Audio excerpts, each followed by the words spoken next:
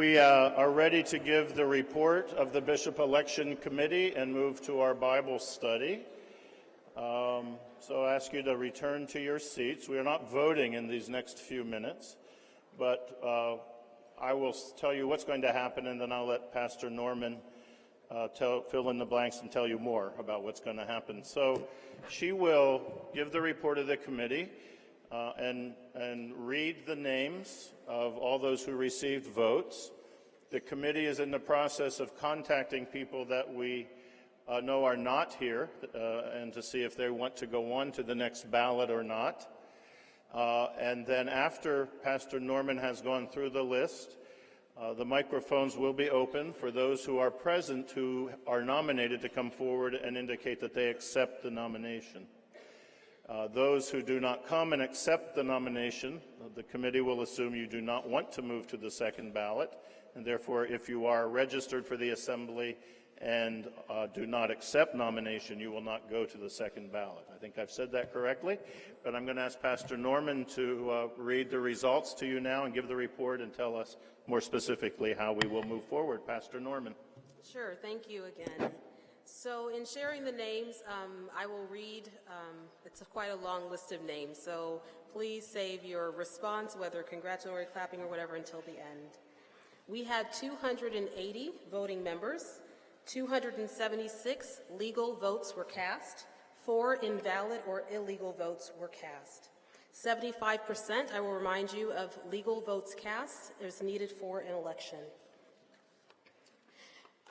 And these are the folks who were nominated. Casey Zesh, 1 vote. Beth Warpmaker, 1 vote. Vicki Taylor, 1 vote. Rusty Sullivan, 1 vote. Clint Schneckloff, 1 vote. Herb Palmer, 1 vote. Bill Metting, 1 vote. Don Kingman, 1 vote. Mike Holmes, 1 vote. Doris Harris, 1 vote. John Foster, 1 vote. Jamie Segaran Bruning, 1 vote. Heath Abel, 1 vote. Jeremy Ulrich, 2 votes. Fran Schemmel, 2 votes. Diane Eggemeyer, 2 votes. Patricia Dietrich, 2 votes. Julio Cruz Natal, 2 votes. Brad Carroll, 2 votes. Chris Totsky, 3 votes. Jesus Escamilla, 3 votes. Robert Barnt, 3 votes. Irma Banales, 3 votes. John Lee, 4 votes. Phil Hines, 4 votes. Paul Krupicka, 5 votes. Jeffrey Borgwart, 5 votes. Kathy Johnson, 10 votes. David Lose, 10 votes. Chuck Hubbard, 10 votes. Nick Billardello, 10 votes. Mark Hander, 10 votes. Phil Gillespie, 17 votes. Russell Vardell, 18 votes. Eric Gronberg, 58 votes. Jane Marr, 74 votes. So we do not have an election. 207 votes were needed for an election, so this becomes our nominating ballot. If you are registered for this assembly, as Bishop mentioned, and you would like to accept the nomination, I ask you to come now to one of the 3 microphones to do so.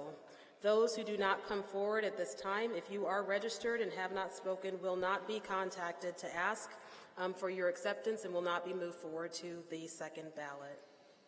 So we are going to ask the microphones on the floor be opened and ask people to come forward if you're willing to continue to allow your name to be on ballot number 2. I will call on the microphones as I see people standing at any one of the 3 mics. Microphone number 1. Mark Hander, I accept. Mark Hander has accepted. Please tell your congregation as well, if you don't mind. Mark Hander, Advent Lutheran in Arlington. And again, it would be useful for us to get their picture on the screen for those who can't see them or may not know them. So if we can use the mic, the camera to do, I'm sorry, there you have Mark. Okay, there you go. You can't say hi, Mom. Microphone number 1. Pastor Kathy Johnson, our Redeemer in Grand Prairie, and I accept this nomination. please face the camera there if you would. Thank you. Microphone number 2. Pastor Jane Marr, Preston Meadow Lutheran, Plano, and I accept the nomination. Thank you. Microphone number 2. Phil Gillespie, Faith Flower Mound, and I accept the nomination. Thank you. Microphone number 3. Pastor Eric Gronberg, Trinity Lutheran, Fort Worth, and I accept this nomination. Thank you. Microphone number 1. Pastor Jeff Borgwart, First and Longview, I accept the nomination. Please face the camera if you would. There you go. Thank you. Thank you. Microphone number 1. Pastor Nick Millard, Elwa Abiding Grace Lutheran in Southlake, and I accept the nomination. Thank you. Microphone number 3. Chuck Hubbard, Gloria Day, I do not accept. I will withdraw. You say you do not? I do not, yes. You're not allowed to do that at this moment, but it's duly noted. It's only for those who are accepting. So you're up not accepting that you're accepting. Chuck Hubbard chooses not to accept the nomination, even though he came to the mic. We got that. Microphone number 1, please. Russell Vardell, First United Dallas. I do accept the nomination. Microphone number 1. Thank you. Are there others who are willing to allow their name to move forward to the second ballot who are present? I'm waiting for you voting members to poke your pastor if their name was nominated to get them on the move. How many was that accepted? Did you mark them? 8. There were 8. I would note that all 8 of those, I believe, participated in the pre-election process, which is an interesting outcome. There are about 5 names, I think, that you read that are from not in the NTNL mission area, and we will be making a concerted effort to reach those within the next hour as we prepare the ballot. I had another comment about that list. That list will be posted later today. If we can't post it and make copies for everybody, could we get 5 or 6 and maybe post them on the doors? Okay. So people can go and look and see that again. Well, there was a name you read, I think Pam Johnson had 10 votes or something. I'm curious to understand. I don't recognize that name of one of ours, and it's funny to hear so many votes for one. What was that, Kathy Johnson? Did I misunderstand? Johnson, yeah. There was no other? Let me look here quick. I just heard, I didn't hear the name. Maybe that's who it was. And she had 10, Kathy. Okay, I heard Pam, and I thought, who was that? Okay, thank you. All right, I'm sorry. I'm sorry to use my scramble to use your time. Any others who are willing to accept the nomination that will come to a microphone? If not, I believe you have all the nominations. Do you have anything else to report at this time? It is, what's next then? Sure. So we will hopefully be back at 6 o'clock p.m. After the conclusion of the Bible study for our second ballot. It will also be a handwritten ballot since we have more than 7 nominees. And the expectation is you're going to print the names of all the people, Yes. and people will have a ballot with the names on to be able to vote. Correct. I see the chair, you have to go to a microphone.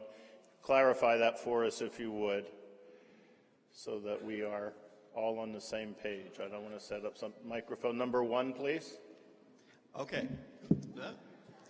If there's less than 10. Who are you? I am Tim Ast. I'm the chair of the bishop election. Yes. If there's less than 10 that accept on ballot 2, it's electric, not handwritten. Oh, we can do an electronic ballot. Correct. If there are fewer than 10, and right now there are 8. Correct. So it depends on who we call and move on. We may Okay. have an electric on the next one. We may have an electronic ballot on the next one. Correct. Yeah. Okay. Thank you. Sorry. Thank you. If that's the case, and you would like to have an electronic ballot, I'm thinking here quickly. I don't want to make more work, but I'll tell you what. At this moment, we either have to have another trial of the devices that works to everyone's satisfaction, or I'm going to ask for a paper ballot. And I'm not wondering if I just don't want to ask for a paper ballot, just because I don't want anyone to believe that their vote wasn't cast. So I'd like you as an election committee to think about that for the next few minutes and make a decision. Now, what that could mean, I'm afraid, is that you won't have a ballot printed and prepared by 6 o'clock or so. We want to do this ballot before dinner so we can announce the results after dinner. If we can't get a paper ballot and that's what you choose to do, if the committee says we're going to do it electronically, we will do it and hope it works.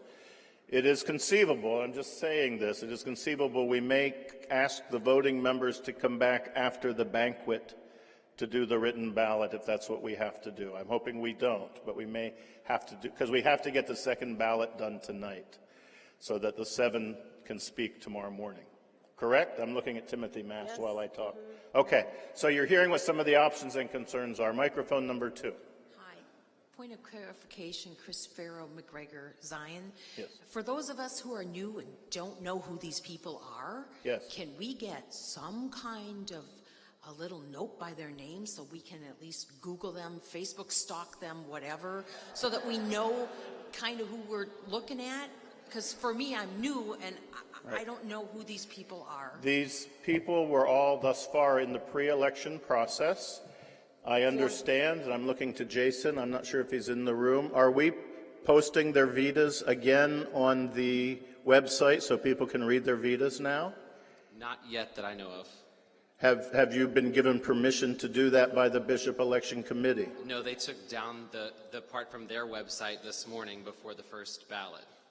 I'm not sure when it goes live again or when I'm allowed to post those yet.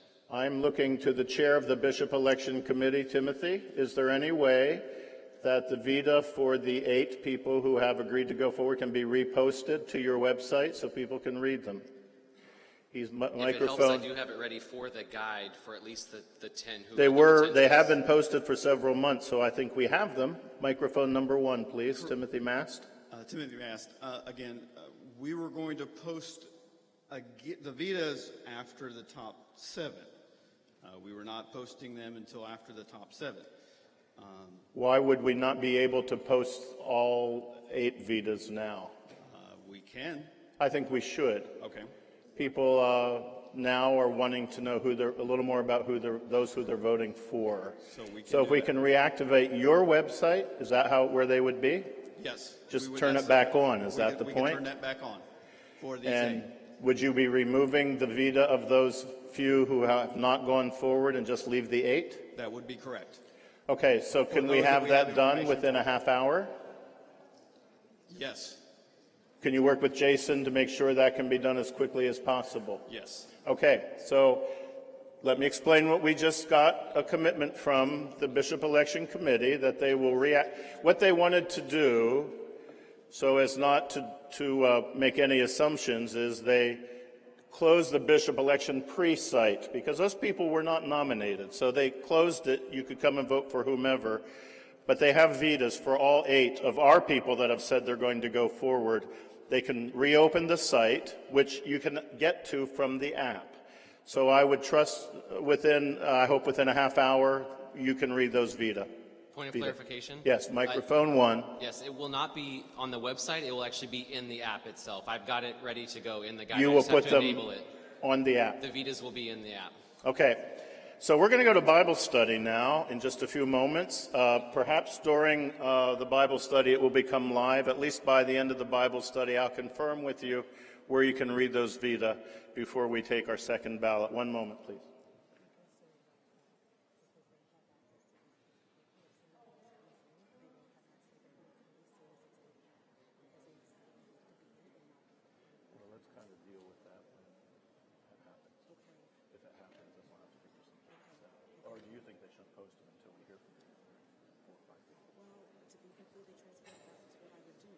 Okay, no, I agree with you. I agree with you.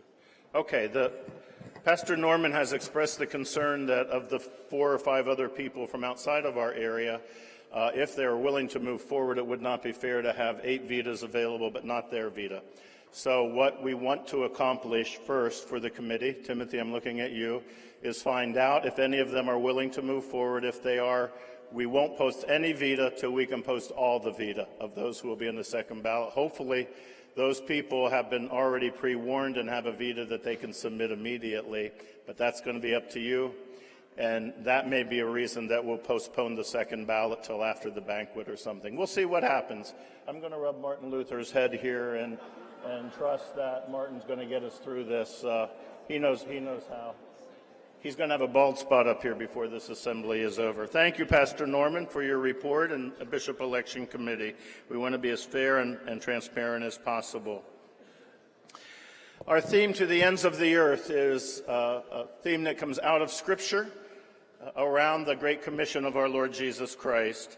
And we decided we wanted one of our own professors from the Lutheran Seminary Program of the Southwest to be our Bible study leader and to help flesh that out a little bit for us. So the Reverend Dr. J. Alanis started out in San Juan, Texas, San Juan on the Mexican border.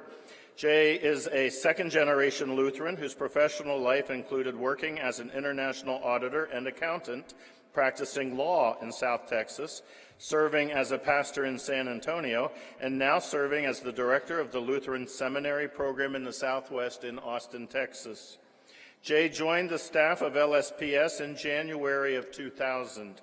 His academic interests include contextual borderland theology, Latino-Latina spirituality, and the ethics of Dietrich Bonhoeffer and Martin Luther King, Jr. He serves on the board of Texas Lutheran University in Seguin and has published many books and articles on Imago Dei, or the image of God, as a venue for welcoming the stranger in an alien land. We are indeed privileged to have one of our own to lead us in Bible study around our theme, To the Ends of the Earth. Please join me in welcoming Dr. J. Alanis. Thank you. All of you. Thank you.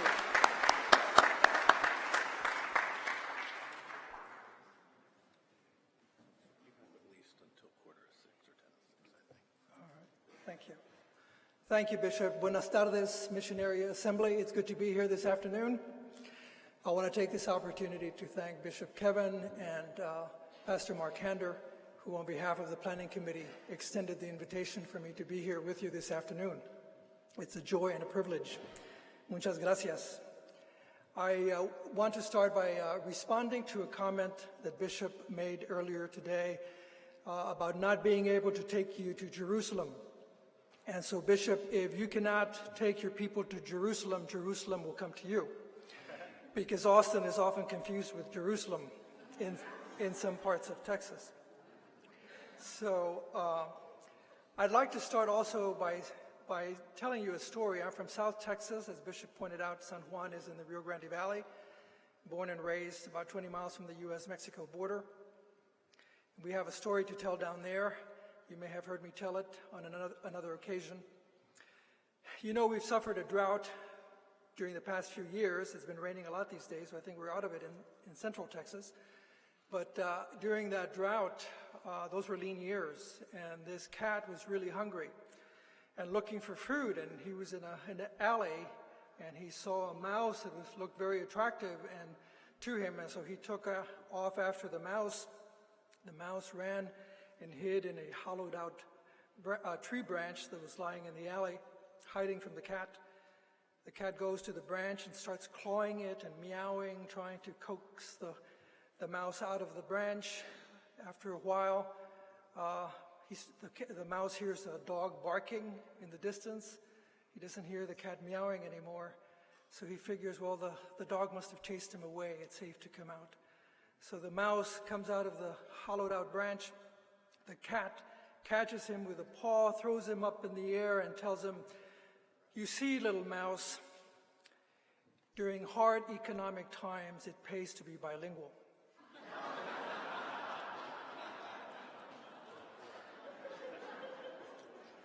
I can say that because I'm bilingual. Now, the moral of the story is, you know, as Christians, we're not out to devour each other. In fact, I think the Macedonia Project revealed how we're called to be partners in solidarity with other churches throughout the mission area and throughout the world. And so we are partners in mission. But at the same time, I want to offer the observation that none of us here today is monolingual. All of us speak the language of the Spirit. And some of you may even speak in tongues, and we can talk about that after my Bible study. But all of us speak the language of the Spirit, and therefore we speak more than one language. I was delighted to hear the number of people groups that have now entered this mission area that Bishop mentioned earlier today, about 6. Add to that the English and the Spanish, that's 8. Tex-Mex, that's 9. And then you've got, of course, the language of the Spirit over all of us. So we are a multilingual and multicultural people, and I give thanks to God for that. One of the terms that the ELCA Global Mission has coined in its own global outreach and response to globalization in our country and our mission areas is this concept, this notion of the local perspective. The notion that we are globally local, that globalization has reached such a point in our communities, in our contexts of service, that we can rightfully call and refer to ourselves as a global church or a local community.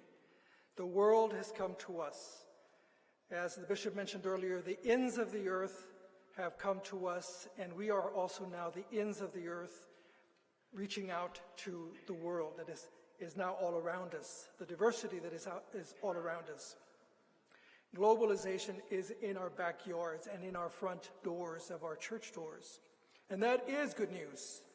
It's good news for us as the people of the gospel because it gives us an opportunity to spread the word of grace and the theology of grace to a world that is hungering for a theology of grace. And we know that theology. We proclaim it, we live it, we believe it. Along those lines, I want to share the story of how I, as a person of South Texas and the Rio Grande Valley, is a person from the ends of the earth who has come to you today.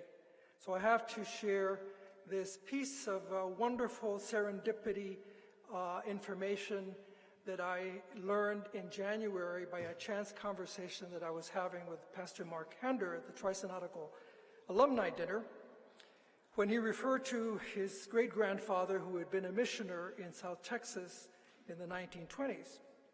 And when he mentioned his name, I knew exactly who he was talking about. That's William Durkop in the photo that you see. That's 1923, in fact. He was the missioner who was sent to the ends of the earth, if you will, back in the 1920s, to my community of faith. He was the mission developer that led to the formation of the mission church that became St. John Lutheran Church, my home parish in the Rio Grande Valley, that was incorporated in 1925, with my mother being the last charter member of that church who passed away last year. In fact, today, a year ago.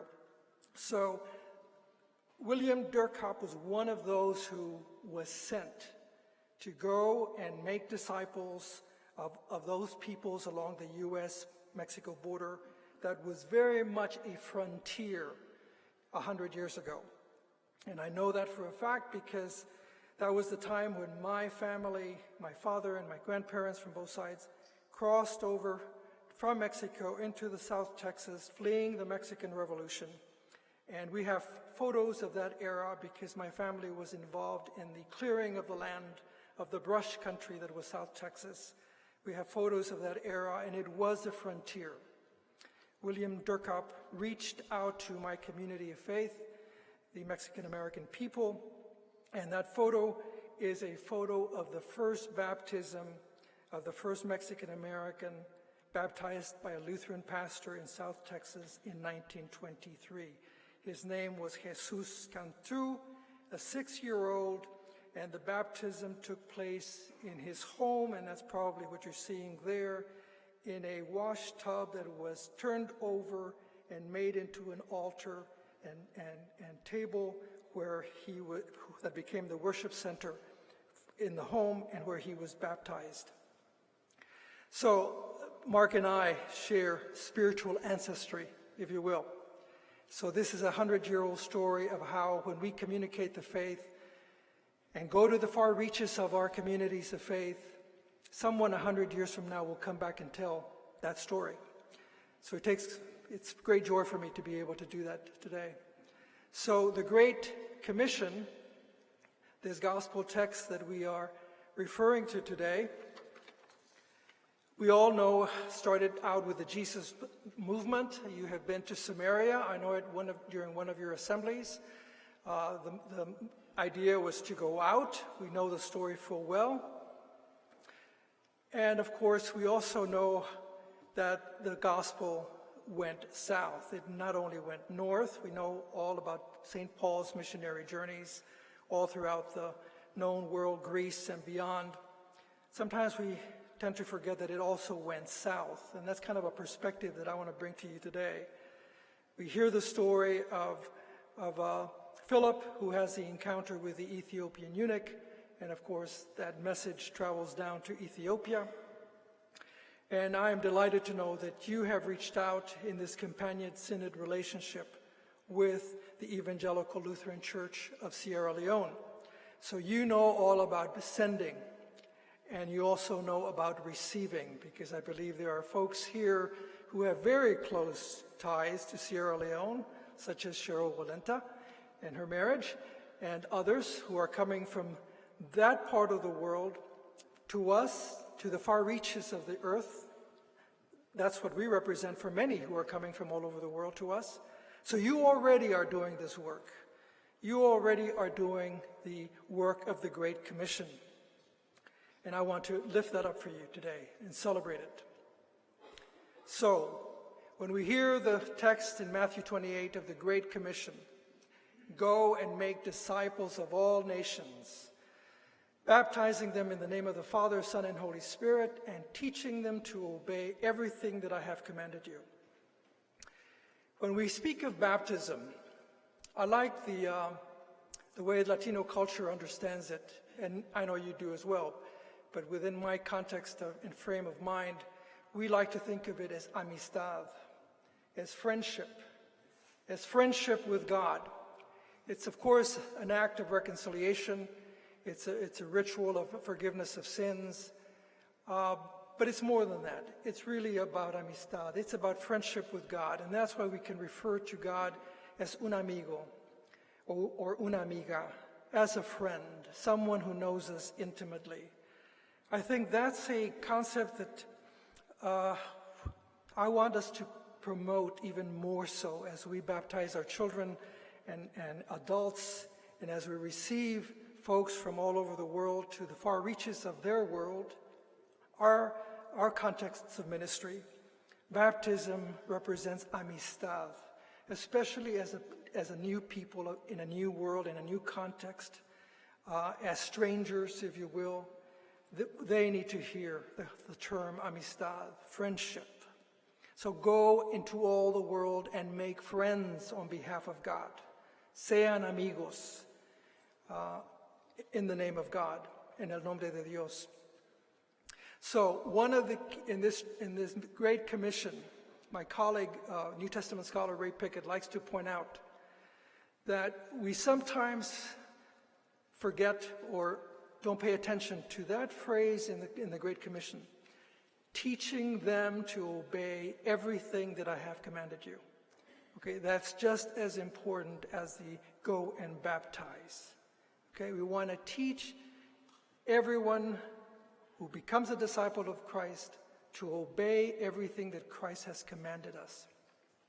So, in reference to teaching, what would that mean? Within the context of the Gospel of Matthew, then therefore we go back to Matthew 5, the text we all know as, and appreciate and love as the Beatitudes. Jesus goes up to a mountain and starts to teach, is what the text states. But the Beatitudes, I want to urge us to believe, is more than just a be happy attitude. Okay, it's more than just a pious statement, a feeling of making us feel good. The Beatitudes are really, I like to consider them a teaching manifesto, if you will. A teaching manifesto. It's not just platitudes, but moral imperatives that Jesus is making. So when he sits down at that mountain and starts to say, "Blessed are the poor in spirit," he calling upon the church to bless those who are poor in spirit in our communities of faith, to the far reaches. Blessed are those who mourn. He's calling the church to bless those who mourn, to grieve with those who grieve. As the text in Thessalonians says, cry with those who cry. Blessed are the meek, for they will inherit the earth. Be a blessing to those whose voice is dim, to the voiceless, the voices we don't hear. Encourage them to speak out in our communities of faith, because they have a story to tell too, but you won't know it until you encourage it. Blessed are those who hunger and thirst for righteousness, for they will be filled. That means that we are called to be about the work of righteousness, of right acts. I love the way the Spanish version reads. Every time you read righteousness in English, the Spanish Latino community is going to read the same word in the Bible as justicia, as justice.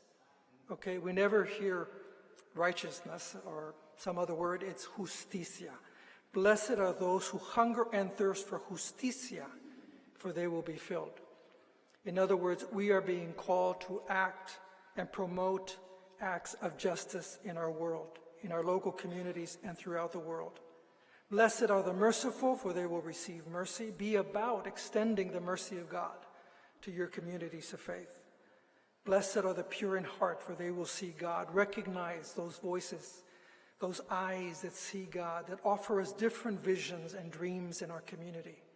Because that means they're receiving, their heart is pure and receiving from God. We need to hear those folks. Blessed are the peacemakers, for they will be called children of God.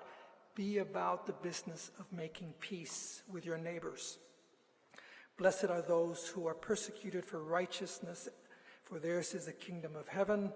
Yes, we might get in trouble for pursuing right acts, for doing acts of justicia, but God has promised to be with us in right acting.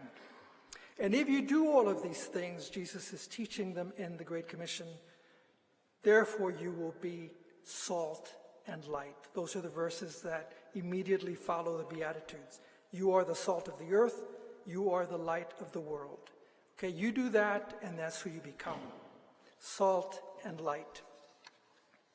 So, again, refer to Matthew 5 as the praxis or practice of the reign of God. That is what it means to follow and to teach. So part of what it means to teaching them to obey everything that I have commanded you, Jesus, we can refer to Matthew's text, Matthew 15, he heals. It was another mountain. He goes on that other mountain again. He sits down, and the crowds of the sick come to him, and the disciples would bring to him the lame, the blind, the differently able, the mute, others seeking healing. That's what it means to be about the business of teaching and obeying. It means to be healers, or as we like to say in the Mexican or Hispanic community, curanderos, which is a word for priest, in fact, in the Spanish. We call a priest a cura, one who heals. So all of us in the priesthood of believers are called to be healers in our communities. You and I are called to be curanderos. That's what Jesus is commissioning his disciples to do. We can borrow from another text, from another gospel in Luke. We've all heard the parable of the Samaritan. I like to refer to him, a perspective from the South, from the Latino perspective, as a Mestizo Samaritan, a mixed blood, i.e. impure kind of person, because that's how Samaritans were viewed. They were impure because they had intermarried, Jews who had intermarried with the Assyrians, and they were impure because their theology was not exactly what the theology that was being practiced in Jerusalem. Okay, so they're impure. But in this gospel text, in this teaching moment that Jesus offers his disciples, this is more than extending pastoral care to someone who is injured. This, in fact, is an act of righteousness. Okay, it's an act of justicia. Why? Because this is really an indictment on the Levite and the priest who did not stop to render aid.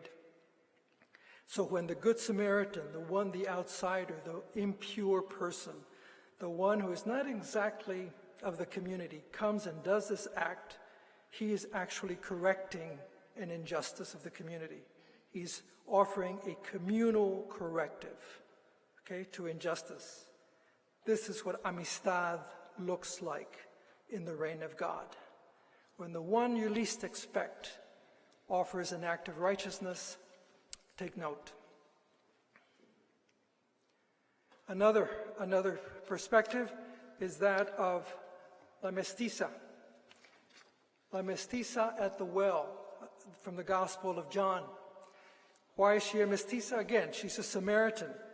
And a Samaritan, once again, is that mixed blood person. And she is kind of impure, has a past that we don't know exactly the details of. Commentators will make that point to us. Women were treated as property. And yet Jesus has a conversation with her. Okay? Jesus crosses his own boundary of gender crossing, speaking to a woman in the light of day, not related to him, not married to her, and a Samaritan, an outcast, an ostracized person. In order to fully embrace your future, you must be willing to let go of your past. I think that's the gem, I think, that Jesus is offering her. Let go of that past, and in that conversation, he doesn't correct her theology, he adds to it. He doesn't correct her theology, he adds to it. He brings it to a completion, if you will. And the good news in that story is that she is sent out to evangelize her community. She goes and tells the community of faith, go and see. Might he not be the Messiah, the prophet? Because he knows everything about me. So he empowers her. That is the commissioning that Jesus is offering as well. Those are examples of ministry. Encuentro. We love to talk about encuentro or encounter in South Texas. Here we see in the Gospel of Luke how Jesus is encountering the Centurion who is pleading with him as a person of faith to come and heal my servant, my slave, in fact, who is my servant. And so this is an encounter whereby there is cultural and linguistic border crossing. That is an example of what it means to be about the business of teaching others. You are going to be border crossing within your own contexts of ministry as you, as new folk in this globalized world, come to us seeking, come and heal my community of faith. Or come and be a source of that healing for us. The healing of the servant and the slave, another healing text from the Gospel of Luke. You know, there's no scripture that tells the story of the servant slave who was healed. We don't get to hear his testimony. We only know that he was healed. And I want us to think of the implications of that, of how our ministries, we won't get to see the effect of that ministries, but somebody else is going to tell the story. That's why I refer to William Durkop from the 1920s. I'm here today telling his story. See, he reached out to my community by offering Amistad to Jesus Cantu, that little boy, in 1923, that became the first Mexican-American Lutheran. Okay, he was offering his family the healing of reconciliation at a time when Mexicans in South Texas were continuing to be seen as strangers, as others, even though they were native peoples. Okay, that act became an act of healing. Somebody will tell the story. Remember that. And use your prophetic imagination that I heard Linda Norman talk about earlier today. When you get to that text, put words in the mouth of that slave. You will find, I'm sure there are plenty of testimonies and stories in your communities that can embody that witness. So what does it mean to know our neighbors? We know that we heard from El Buen Mestizo Samaritano. It's a great reversal of expectations. Luke is known for that reversal of expectations. When Jesus is commissioning his disciples, he's basically commissioning them to reverse the expectations of our own communities of faith. Don't do what is expected, do the unexpected. Okay, because that's what the gospel does. That's how the gospel encounters us, with different kinds of expectations, with a different lens by which to see our world and analyze and evaluate our communities of faith, to see strangers not as strangers, but as amigos, as friends in the reign of God, fellow heirs of faith. And this is not a new story. I'm not telling you anything that you don't know. I know I'm preaching to the choir. I just want to lift up a few elements from my own perspective from the South, from the border area. And I want to point out that this is nothing new in our Tri-Synod Texas mission area. We have a history of doing this. This Circle of Peace is a treaty that was signed in 1847 in Fredericksburg. It's called the Musbach Comanche Treaty. Not sure if I'm pronouncing the German correctly, but it's a treaty between Germans and Comanches and Tejanos in this picture. It is a circle of peace, an agreement to share the land as amigos, as friends, to share the land in a circle of peace, which is the traditional way of expressing peace in the Native community. So already in our own history, in our own backyard, we've been doing this for quite a while. We sometimes just need to lift this up. This is a painting in the Bob Bulick Museum in Austin, there on Martin Luther King Drive, if you ever want to go by and see it. It is an image that reminds us that we have a legacy, that we have been given a legacy of reconciliation. And if we truly believe all of the implications of our baptism, this is the kind of legacy we leave behind. And so I want to lift that up to us today. So this is our mission area. That arrow is pointing to where I come from and to where William Durkop went in 1923. He was sent further from the Iowa Synod as a mission developer to the ends of the earth. That's what it looked like in 1923. Okay? It was frontier country. It was brush country. I've got the photos to prove it, folks. And in some respects, it's still considered the far end of the earth. So I have come from that red dot, from the end of the earth. I've come to you to tell you the story of being about the missional work of going to the far ends. The far ends will someday come back to you and tell your story. And let's look forward to when that happens in your own ministries. So I'm just to highlight the fact that this is what it looked like for my family, with the Mellenbruch family from Kansas, who moved to South Texas, San Juan, specifically in 1918. They were farmers. They had heard there was good land there was, and they befriended my family. That's my grandfather and grandmother, uncles and aunts, my dad, my godmother, who had come from Mexico during the Mexican Revolution, fleeing social unrest, economic disparity, political upheaval. Sound familiar? Okay, it's still happening, and these amigos de Dios are still coming to us. What you're looking up there is the story of faith of two families. Both families were rich in faith. The difference was that Mrs. Mellenbruch, the matriarch, you'll see her in a minute, she was a healer. She was a curandera.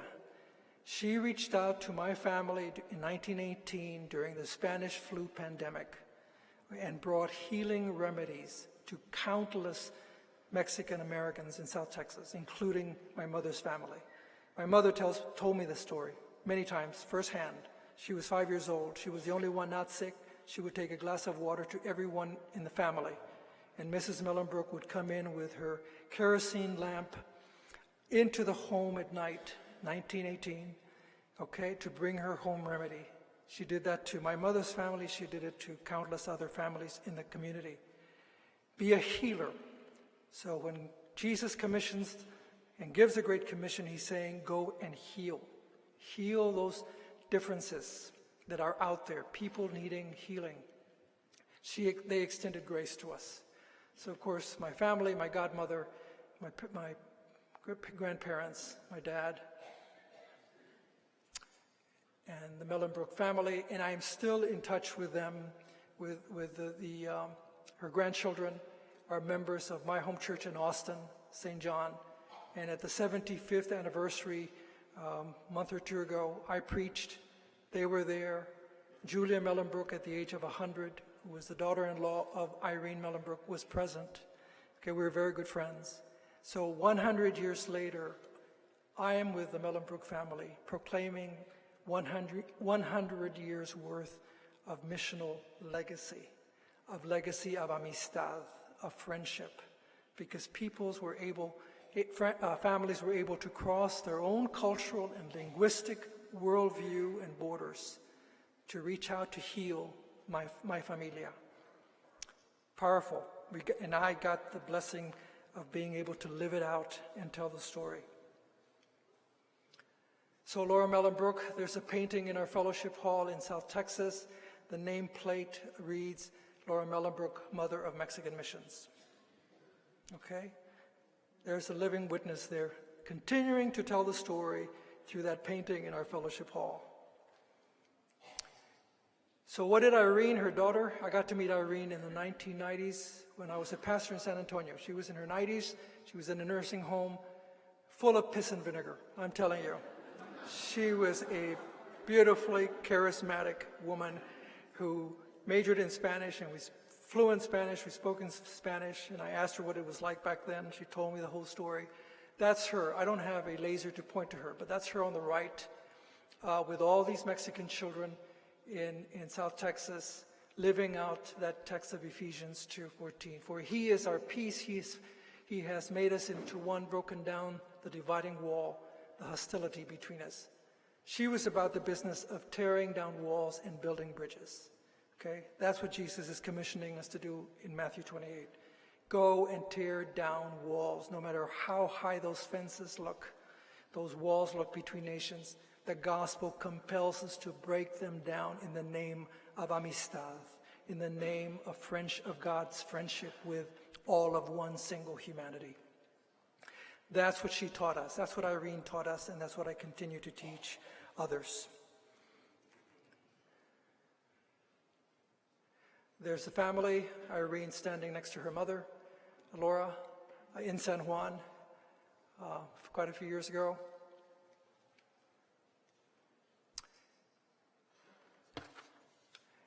And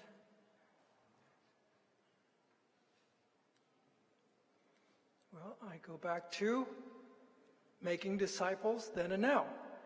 So, William Durkop, Jesus Cantu, 1923. It's almost 100 years later, and I'm a son of that mission field. I'm a son of his ministry as a mission developer in South Texas. And I get to be spiritual friends with a direct descendant of his, Pastor Mark Hender, in telling this story. That's the impact of the Great Commission. That's our story. This is the church's story. This is your story. This is nothing new. You get to just hear my experience and my encuentro by a God incident conversation with Mark, because I had William Durkop documented in my dissertation that I wrote in 2002. So I knew of him. I knew the work that he had done. It's all written in my dissertation. This chance encounter, this chance conversation was not a chance conversation at all. God intended for me to know who he was and who his descendant was, so that I could be here today telling you this story of long-lasting amistad. So, where do we go from here? That's where you get to tell the story. You get to take this story and now embody it by going, make disciples of all people, near and far. Globalization has brought this diversity into our contexts for ministry. Teach everything I have exposed to you here, which is what Jesus was about, his life and ministry. And let someone tell your story 100 years from now. Can I have an amen? Amen. Thank you. Thank you for your time.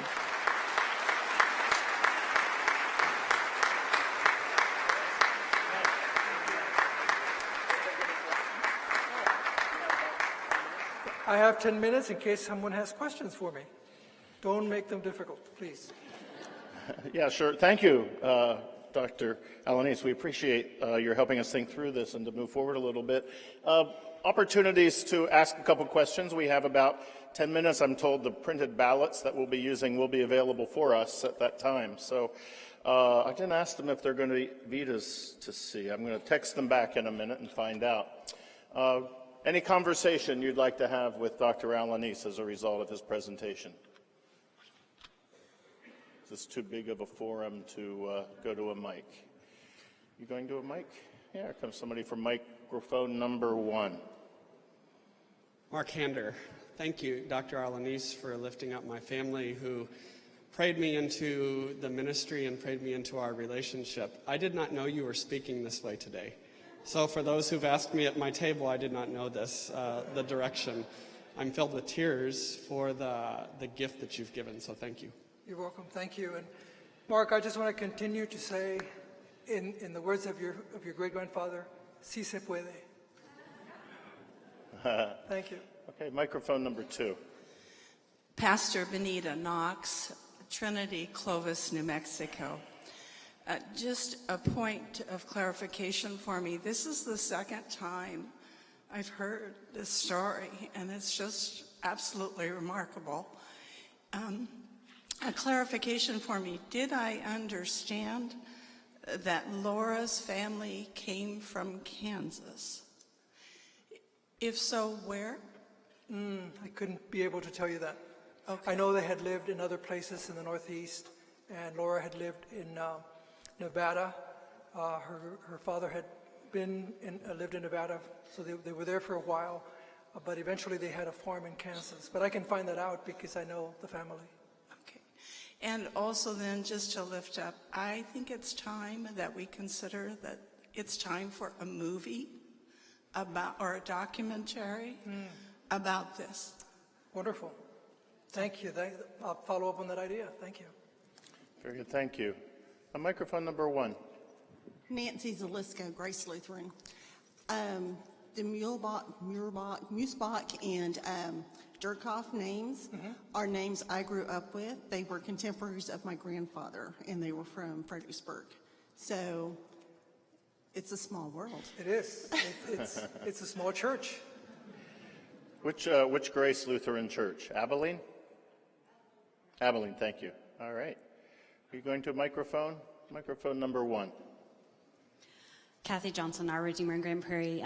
Jay, I was wondering, you were talking about how in Spanish, when you talk about righteousness, you use the word justicia. And I'm wondering if you're aware of other non-English languages that use similar words for the word righteousness, or if there are any other language speakers in the room that could speak to that, where the word righteousness is maybe translated into justice in another language besides Spanish. You know, I don't know the exact word, but I know that an Indonesian colleague I met in a conference at Wartburg Seminary back in 2000, it was a meeting of faculty or theologians from all over the world, and he raised the concept that in Indonesia they don't have a word for righteousness.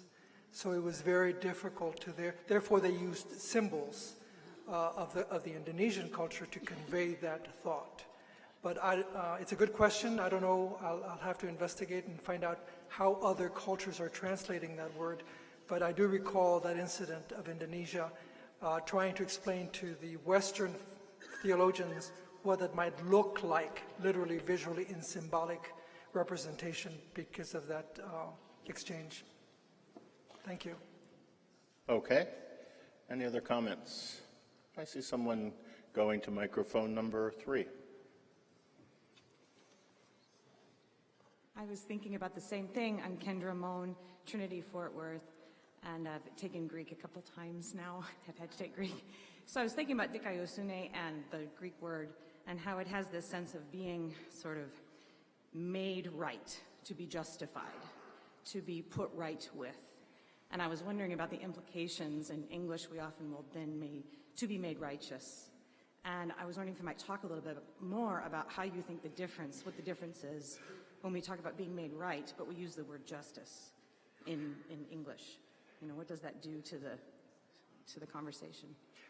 It takes, I think, from the Latino perspective, because of the history of conquest and colonization, you know, with the Treaty of Guadalupe Hidalgo and the Southwest having been Mexico and this territory then becoming a part of the United States, this whole notion of justicia grabs us at more than just we understand that we are made justos by God, by God's act in Christ, but the implication is, what does this look like lived out in communities that have experienced oppression, if you will, that have experienced a taking of land, a taking of language, of economic disparity, of less than equal. So every time we hear the word justicia, all of this other stuff comes with it. So therefore, if God is a God of justice who makes us right, then how does that get lived out in a much larger scale, in broader terms, as a people of faith in the community? How do we make things right if there is disparity in school systems or in local city budgets, all of this kind of stuff? So I've been made right with God, but what does this mean when there is all this other disparity in the world? So therefore, to be made justos means that I've got to be about, with this lens, acting to make things right in my community. It's not just personal piety, it's a communal kind of implication. Somebody with a hand? I'm not sure I can. Yes, microphone number 2. Oh, I see a hand, but I don't see anybody with a microphone. So are you wanting to speak with your hand in the air?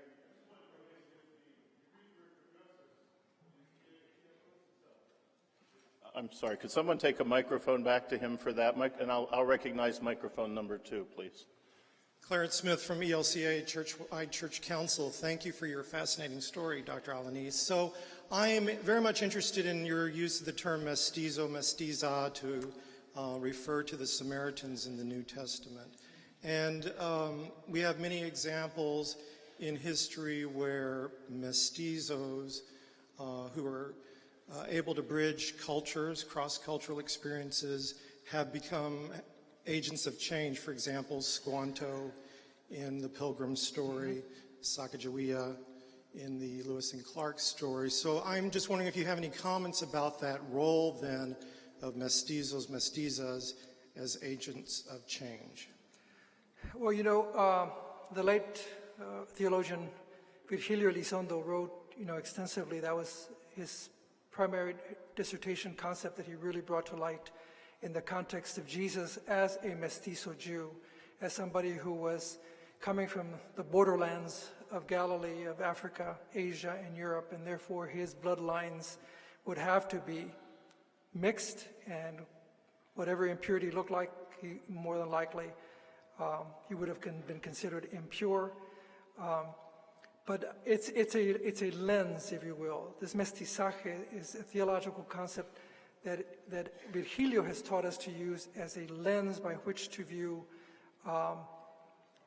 the world. In other words, a reversal of expectations.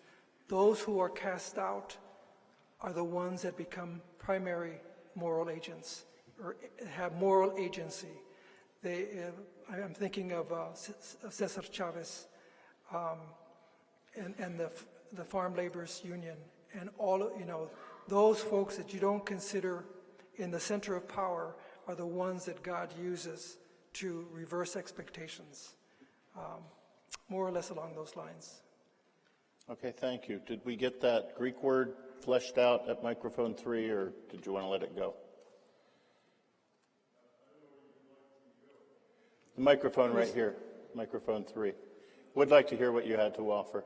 And then we'll take one additional comment, and I'll update you on the election process and where we are. The Greek word for righteousness is nomimnosita, which is not justice. I mean, if you translate it out of the New Testament Greek. Sure, and in Bible translation, in our Spanish Bibles, that's the word that's used. That's what we read. We read justicia. So whoever the translators were, that's what we have received. And if you found that little moment fascinating, then you need to go to seminary and study Greek. There you go. Microphone number 1, last comment. Joanne Gustafson from Christ the King in Haltom City, and I didn't study Greek, I studied French, and it's also justice. It's Greek to me. It's all okay, thank you. Yeah, all right. Thank you, Dr. Alanis. Once again, we appreciate your leading us in this time.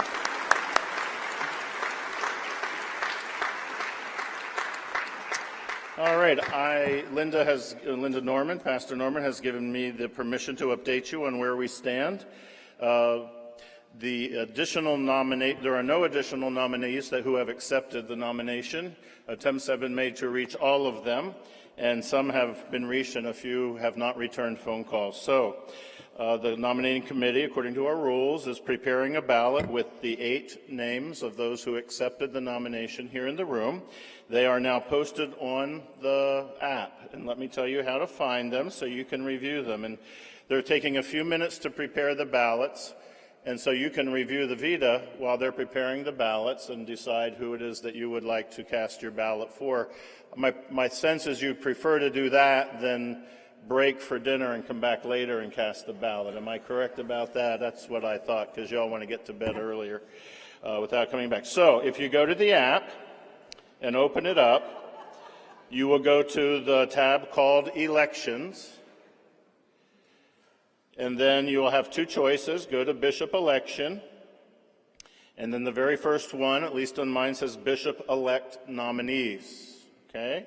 Tap on that. Now, I'm told that they're going to come up as PDFs, so it will take some time for them to load, and we have maybe 300 people trying to download them at once, so it may be a bit of a challenge, but they have the 8 names of the people who have agreed to allow their names to move forward to ballot number 2. I understand these will be the names on the ballot, which we will have a printed ballot. I think our parliamentarian, checking the rules, discerned that it had to be printed. It could not be electronic. So for that reason, it will be printed. We will practice tomorrow some electronic voting again to be sure that all of your devices are working as we move into ballots 3, 4, and 5. So we are going to take a bit of a break while you take time to review those. And when the printed ballots are prepared, I will call you back with the ringing of the bell, and Pastor Norman will lead us through the second ballot for the evening. Thank you for your attention to the Bible study and to these details. Please don't go too far away, and we will get this ballot to you as quickly as we can. Thank you.